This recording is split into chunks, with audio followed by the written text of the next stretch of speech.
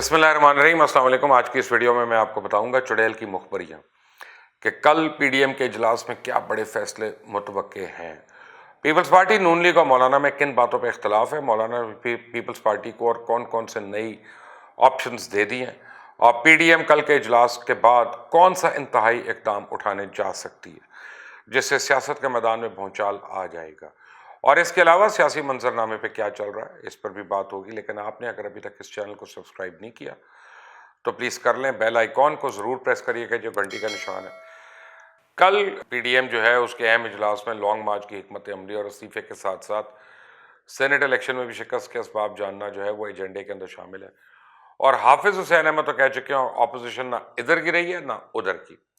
Opposition نے assembly سے استعفیٰ دینے تھے اور سینٹ کا الیکٹورل کالج توڑنا تھا، قومی اسمبلی اور صوبائی اسمبلی سے استعفے دینے تھے، لیکن پی ڈی ایم اپنے راستے سے ہٹ کر اب کسی اور طرف چل پڑی ہے، اسے شدید نقصان پہنچا ہے۔ اب یہ دوبارہ مولانا فضل الرحمان اور نون لیگ استعفے کے معاملے پر ڈٹ گئے ہیں، جبکہ پیپلز پارٹی اپنی پارٹی سے مشاورت کے بعد اس بات پہ ڈٹی ہوئی ہے کہ اسے کسی بھی صورت استعفیٰ نہیں دینا۔ دونوں دھڑے سینٹ الیکشن میں حاصل ہونے والی ناکامی اور کامیابی کے لیے اپنے اپنے منطق پیش کر رہے ہیں۔ جمعیت علماء اسلام کا تو خیال ہے کہ اکثریت ہونے کے باوجود چیئرمین سینٹ اور ڈپٹی چیئرمین سینٹ کی نشستیں ہارنے کے بعد اپوزیشن کو فوراً اسمبلیوں سے نکلنا ہوگا، جبکہ ان کا یہ بھی خیال ہے کہ سینٹ الیکشن کے بعد وزیر اعظم عمران خان اور اسپیکر قومی اسمبلی کے خلاف تحریک عدم اعتماد لانے کا آئیڈیا اب غلط فیصلہ ہوگا، اور انہوں نے خام خواہ کی ایکسرسائز کر لی۔ جبکہ پیپلز پارٹی یہ سمجھتی ہے کہ ضمنی الیکشن اور سینٹ الیکشن میں یوسف رضا گیلانی کی جیت سے اپوزیشن مضبوط ہوئی ہے اور اپوزیشن اسمبلیز میں رہ کر حکومت کو ٹف ٹائم دے سکتی ہے، نہ کہ اس کے لیے کہ میدان خالی چھوڑ دیا جائے۔ جبکہ پیپلز پارٹی میڈیا میں بھی یہی تاثر دے رہی ہے کہ مولانا فضل الرحمان نے ایسا کچھ نہیں کہا کہ انہیں اسمبلی سے استعفے دے دینے چاہیے۔ ان کے مطابق سینٹ الیکشن کے بعد استعفیٰ دینے کا آپشن بڑا محدود اور لمیٹڈ ہو چکا ہے، اور چیئرمین سینٹ کا الیکشن ہارنے کے بعد بلاول بھٹو زرداری کی طرف سے دیے گئے اشائیے میں پیپلز پارٹی کے پارلیمنٹیرینز کی ایک بڑی تعداد نے استعفیٰ نہ دینے کے حق میں مشورہ دیا۔ مسلم لیگ نون کے ذرائع اس بات پہ زور دے رہے ہیں کہ انہوں نے فیصلے کر لیا کہ وہ پی ڈی ایم کے ہر اجلاس میں استعفوں پہ زور دیں گے۔ مسلم لیگ نون اور جمعیت علماء اسلام شاید اس بات پر پیپلز پارٹی کو راضی کرنے کی کوشش کریں گے کہ اگر سندھ کی حکومت کو قربان نہیں کرنا چاہتی تو صرف قومی اسمبلی سے استعفیٰ دے دے۔ پی ڈی ایم کی یہ میٹنگ پیر کے روز ہونا تھی، لیکن مولانا فضل الرحمان کے مطالبے پر اسے ایک دن آگے کیا گیا، اور بلاول بھٹو زرداری بھی اس میں شمولیت کر رہے ہیں۔ مولانا فضل الرحمان اپنی پارٹی کے ڈپٹی چیئرمین کی گیلانی سے زیادہ مارجن سے شکست کی وجہ سے بھی بہت زیادہ غصے میں ہیں۔ مولانا فضل الرحمان تو مسلسل نون لیگ اور پیپلز پارٹی سے اس کا مطالبہ کر رہے ہیں کہ وہ پتہ لگائیں کہ کس کس نے اپوزیشن کو سینٹ الیکشن میں دھوکہ دیا ہے، اور اس پر نون لیگ اور پیپلز پارٹی نے ان اراکین کے خلاف سخت کارروائی کا مولانا سے وعدہ بھی کر لیا۔ مولانا فضل الرحمان نے آج پریس کانفرنس میں واضح طور پہ کہا ہے کہ پارلیمنٹ سے استعفے نہیں دیے تو لانگ مارچ کی زیادہ افادیت نہیں ہوگی۔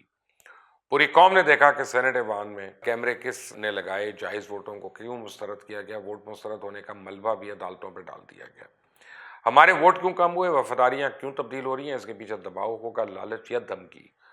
26 مارچ کو لانگ مارچ کے لیے پورے ملک سے قافلے روانہ ہو جائیں گے۔ عوام اطمینان رکھیں، ہم ان کے ساتھ ہیں اور ان کو مایوس نہیں کریں گے۔ تمام جماعتیں لانگ مارچ میں حصہ لینے کے لیے تیار ہیں، اور مولانا نے مزید کہا کہ کرونا ہمارا راستہ نہیں روک پائے گا۔ اس اجلاس میں اس بات پر بھی غور کیا جائے گا کہ طاقتور حلقوں کے ان لوگوں کے نام لیے جائیں جنہوں نے اپوزیشن سے سینٹ انتخابات کے لیے رابطہ کیا تھا اور عمران خان کو ووٹ آف کانفیڈنس حاصل کرنے میں مدد بھی کی تھی، اور اس صورت میں حافظ عبد الکریم ٹائپ جو ہیں وہ پریس کانفرنس کر کے نمبرز اور دیگر معلومات شیئر کریں گے، اور الزام لگایا جائے گا کہ انہیں کال کرنے والوں نے انہیں سنجرانی کو ووٹ دینے کا کہا تھا، اور ایسا نہ کرنے کی صورت میں سخت نتائج کی دھمکیاں بھی دی تھی۔ اور اس کے علاوہ پی ڈی ایم کی لیڈرشپ میں دھرنے کی جگہ پر بھی شدید اختلاف ہے۔ میاں نواز شریف تو بضد ہیں کہ یہ دھرنا راولپنڈی میں دینا چاہیے، جبکہ پیپلز پارٹی چاہتی ہے دھرنا فیض آباد میں ہو، اور اس کے علاوہ یہ دھرنا کتنے دن جاری رہے گا اس پہ بھی اختلاف ہے۔ ابھی مسلم لیگ نون تو فیصلہ کر چکی ہے کہ اسٹیبلشمنٹ کے ساتھ تصادم کے راستے پہ چلے گی۔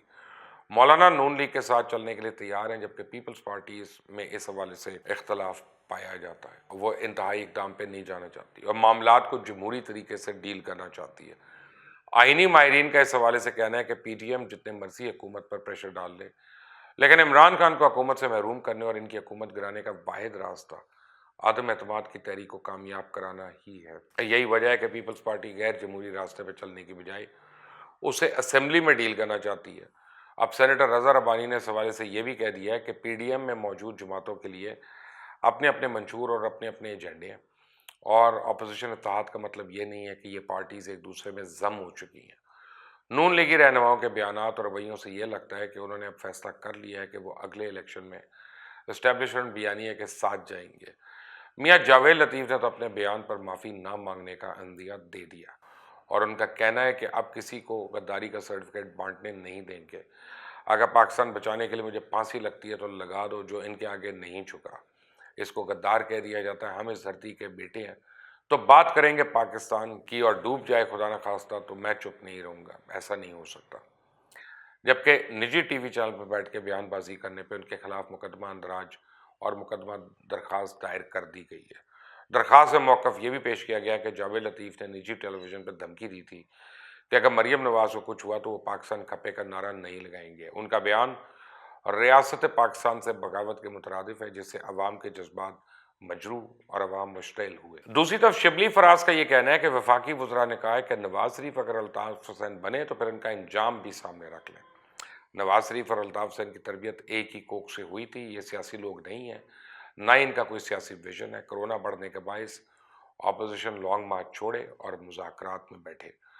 سیاسی لاوارثوں نے جلسے جلوسوں کی مہم چلائی ہوئی ہے۔ استعفے اور لانگ مارچ پر ان کے اپنے اختلافات سامنے آ چکے ہیں۔ تحریک عدم اعتماد اور سینٹ الیکشن میں اپوزیشن کو ہزیمت اٹھانا پڑی، اور سینٹ انتخابات میں نون لیگ نے پیپلز پارٹی اور پیپلز پارٹی نے جمعیت علماء اسلام فے کی پیٹھ میں چھرا گھونپا۔ انہوں نے کہا کہ پی ڈی ایم ایک ایسا گٹھ ہے جس کا آپس میں کوئی جوڑ ہی نہیں بنتا، اور اپوزیشن کے پاس ایک چانس ہے کہ وہ کرونا کی وجہ سے اپنا لانگ مارچ ختم کر دے، کیونکہ ویسے بھی انہیں لانگ مارچ میں کچھ نہیں ملنے والا۔ جتنی محبت اور جس زبان میں حکومت اپوزیشن کے مذاکرات کی دعوت دے رہی ہے، اس سے آپ کو اس کے آؤٹ کم کا اندازہ تو لگانا مشکل نہیں ہوگا۔ اس وقت صورتحال عجیب کشمکش کا شکار ہے۔ مولانا اور نون لیگ کے لیے انتہائی مشکل ٹاسک ہے کہ وہ پیپلز پارٹی کو استعفوں لینے پہ راضی کریں، اور اگر پیپلز پارٹی استعفوں کے لیے نہ مانی تو لانگ مارچ کی افادیت کے بارے میں مولانا اور نون لیگ خود اظہار کر چکے ہیں۔ پھر لانگ مارچ صرف ایک خانہ پوری شاید بن کر رہ جائے۔ سیاسی حالات بڑی تیزی سے کروٹیں بدل رہے ہیں۔ دیکھتے ہیں آنے والے دنوں میں اونٹ کس کروٹ بیٹھتا ہے۔ بہت جلد ایک نئی ویڈیو کے ساتھ آپ کے سامنے پیش ہوں گا۔ جب تک کے لیے اجازت دیں، اللہ حافظ۔